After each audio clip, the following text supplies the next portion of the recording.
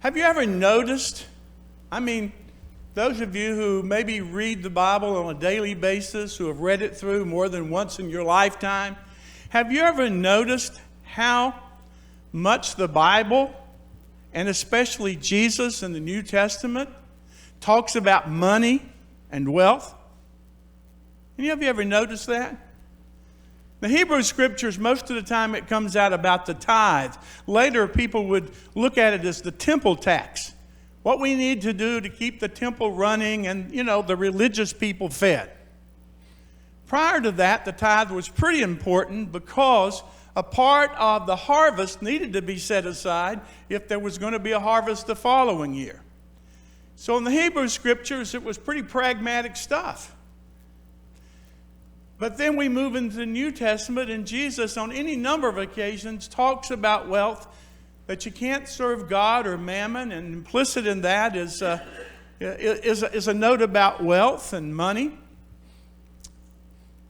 Have you ever noticed how little the Bible talks about sex? See? I know now, if I see you dozing off, I just got to say the word and you'll pick right up. Truthfully, the Bible says very little about sex. And Jesus says almost nothing about it.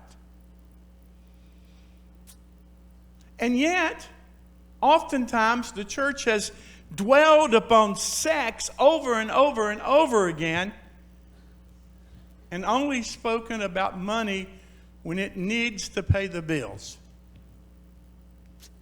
That's a fascinating thing to me, how we pick up things historically and what we choose to focus upon and in what we choose to ignore. Today's text is a hard text. It's a hard text. And I want to come at it in two different ways. First of all, I want to talk about not what you think the story says, but what the story is really saying and to whom the story was addressed. There's a big difference there. That's the problem with people who read the Bible by letting it flop open and start reading, because sometimes you don't really know what you're reading unless you get the context and the issues that are going on and the people to whom it was written. And then what I want to do is come to the hermeneutic for us. What does that mean? What does that look like for us? Because there's tidbits there that I think may prick our conscience at a different level. So, this is a story told not to the disciples. This was a story told to the Pharisees. Now, you've heard me say this before, but I'll say it again. I have all due respect for the Pharisees, because had the Pharisees as a sect not existed, then perhaps Judaism and the story would have died away. The Pharisees were a pretty important group of folk.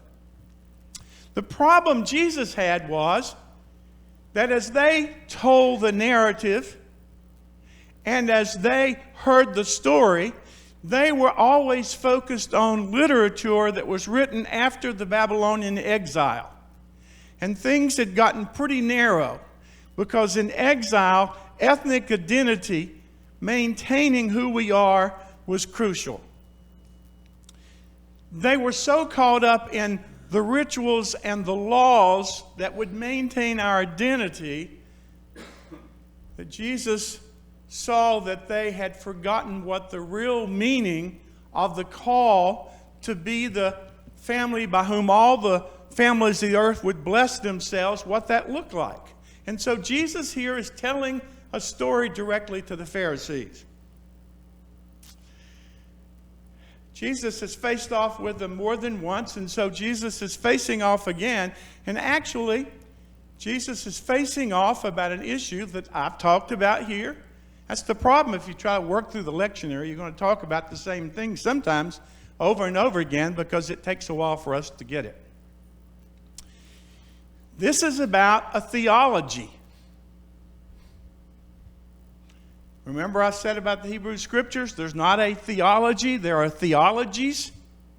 This is about a theology owned, a theology loved by the Pharisees.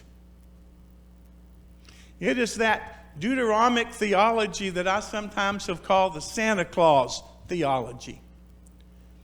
If you're good, God will bless you. If you're bad, God will get you. Now, Jesus is telling the story, and the story starts out, it's also interesting because it's about the only parable where the characters actually have names. We've got Lazarus, and the rich man's left in the generic way, but the real word there is Dives.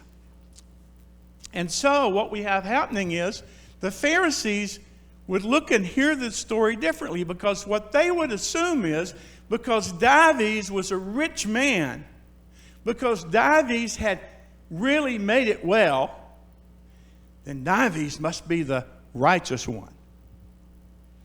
Lazarus had a miserable life, an incredibly miserable life, meaning that, well, Lazarus must have failed in obeying the law.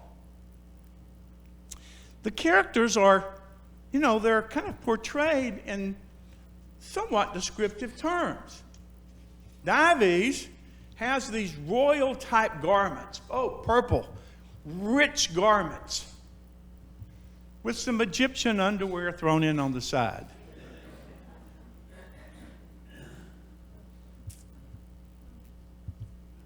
Dives could afford parties, could invite friends.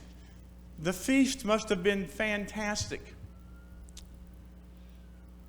Food, wine, parties,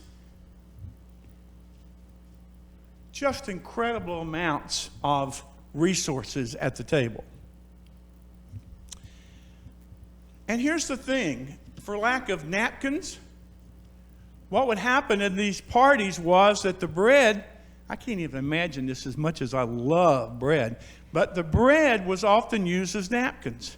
So if you've got greasy fingers, wipe your fingers with the bread, throw it on the floor, the dogs will take care of it. Okay? That's how it was operated.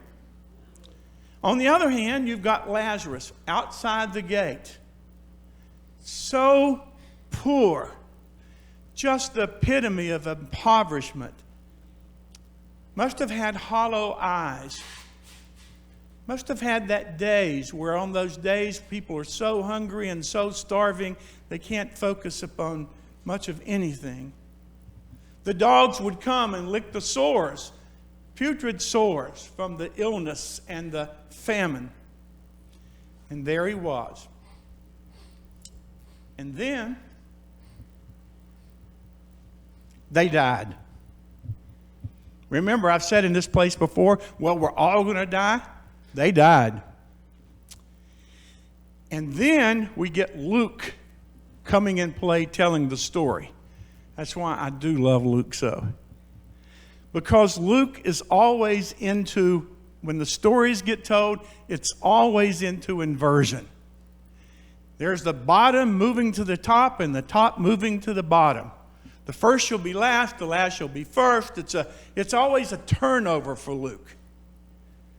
A doctoral student that came out of Southern Seminary up in Louisville a long time ago when it was still a legitimate seminary. I don't know, Lauren and Dolores may remember those days. About 30 years ago. Wrote a paper called The Gospel, it was a paper on Luke, The Gospel to the Despised. So we have in death the turnover. Lazarus finds himself sitting at the great messianic banquet with everything you can imagine in terms of good stuff. I always imagine afterlife. All of us have images of afterlife. I have two images of afterlife. A day when you spend eternity fishing and the fish never stop biting. And the other is to be able to sit and eat and eat and eat and never get full. Those are pretty good. You can tell me yours later. At any rate, he's sitting at the great messianic table. He's blessed. It's an incredible experience, no doubt. this image. Dives ends up in Hades, not hell, by the way. We always do that. We jump around with our words. Hades is more like the Hebrew Scriptures term for Sheol. So there he is on the other side. Here is Lazarus on the other side. Things have switched up. So, the Pharisees must have been listening and grumbling in their mind. So, let's see. If I start with the assumption that Lazarus is unrighteous and has failed to obey the law, but Lazarus is sitting at this great banquet table among the righteous, that sure messes with my theology. On the other hand, if Dives, the person I knew to be righteous and good because look at what he had, is sitting on the other side of the chasm, what does it say? Another time when Jesus is trying to say to the Pharisees, you've got it wrong. You're starting with the wrong assumptions and you're coming to the wrong conclusions. That is not how God sees things and not how God operates. And the very fact that Dives lived in the sumptuous place and watched Lazarus starve is in itself a denial of the law, because by the law, those who had abundance were to open their fields so that the poor could harvest from the fields. That was the law. And so even the Pharisees, in trying to justify their theology, it wasn't consistent with the law. By the Hebrew Scriptures, idea of justification and law, and the poor are always supposed to be included in how lives get lived. Jesus, remember, had said, I'd lift this up often, it rains on the just and the unjust. Be careful with assumptions you make about people based upon outward appearances and what you believe to be true. That's what the story is about. Now, I want to move just for a second to the last piece. Just some interesting things that I note coming through here. Because there's good stuff in here, just in the story itself. The second part of the story, Dives is where Dives is. Lazarus is where Lazarus is. And Dives calls out to Father Abraham in his misery. Please, Father, send Lazarus over here with just a drop of water to quench my thirst. Interesting story. I get up early on Sunday morning, and it's the one day where I know the microwave and refrigerator door and all this stuff will wake up Chris and Anna. So it's the one morning I sneak out and grab something on the way to work because, it's a little after 6, and they don't appreciate being awakened Sunday morning about 6. So I kind of switch out. Sometimes I just grab something on the way at fast food, and sometimes I go sit down somewhere. But there's this woman who waits in this one restaurant.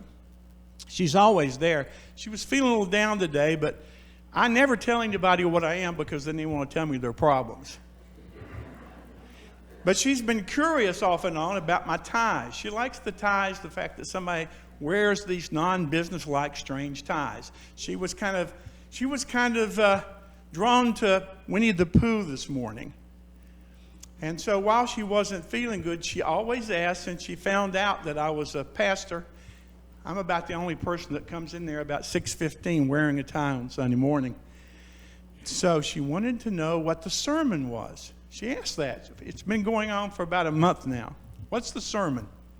And sometimes I don't know how to congeal a sermon into 2 sentences. But I was telling her about the story, the essence. She was struck by this, and I thought, why wouldn't a working person not be struck by this. Dives, even in the afterlife, even on the other side of the chasm, sees Lazarus how?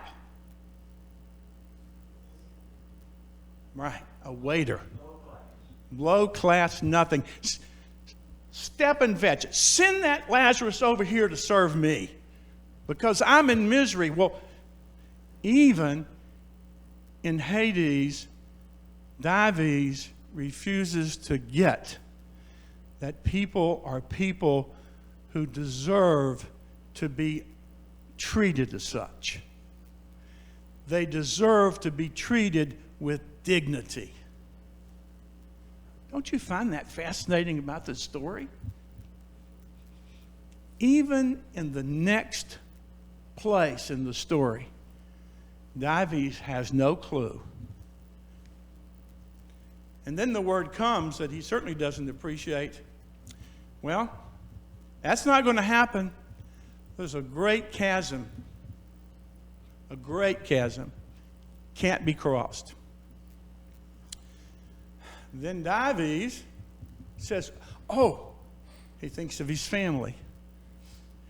Certainly doesn't think of Lazarus' family or somebody else's family. Thinks of his family. Says, please send the prophets over to my family so that this doesn't happen to them. The word comes back. Even if I sent the prophets, even if somebody came back from the dead, if they haven't listened to the prophets before, they're not going to listen to the prophets now. That has an edge, doesn't it? That when the prophets come and they speak the hard truth, it is an opportunity to hear, not cause to pull the partition and pretend they don't exist. And so the story is the story. But it leaves me wondering just these few questions. Maybe you got yours, but these are ones that pop into my mind as I deal with this. Why didn't Dives know Lazarus? Why didn't he realize that Lazarus was in great need? Why didn't he make a basic human response? I don't like that question because any given Sunday morning, someone may be sleeping on the steps.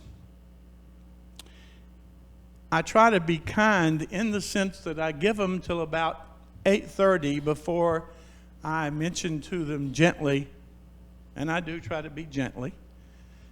People are going to be coming in soon, so it might be time to rise and wake. But you know what? I can't remember a time in my 3 years here that I sat down on the step and took time to hear the story and find out who they were. That's a hard confession, by the way. I'm sure that you do better. Why is it that many of us are like Dives? We don't take time to see people as people and try to find out who they are and what they're about, because we judge them and the potential experience with them as being unpleasant. Second question of the three: our villages and our cities and our countryside are full of Lazaruses of different sizes and different contexts. People who have lived lives and sometimes have done everything possible as human beings to save themselves, How is it that we can fulfill the law of love for their sake and ours? Because it's not just about their souls, but it's about ours. Finally, I don't like these questions. Finally, why do we continue as a society siding with the Pharisees over against Jesus? Why do we make decisions that presumes that the Lazaruses of the world must have done something very wrong to end up that way?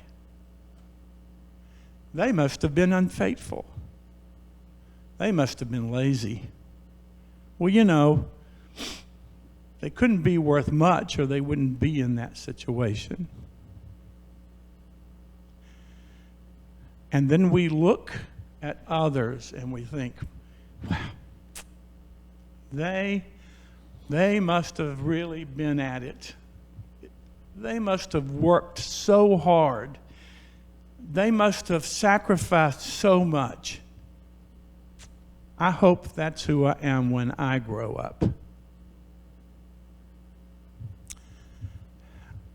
I can't answer those for you. But let me tell you something. As I was working on this sermon, I've spent more than a little bit of time doing personal inventory.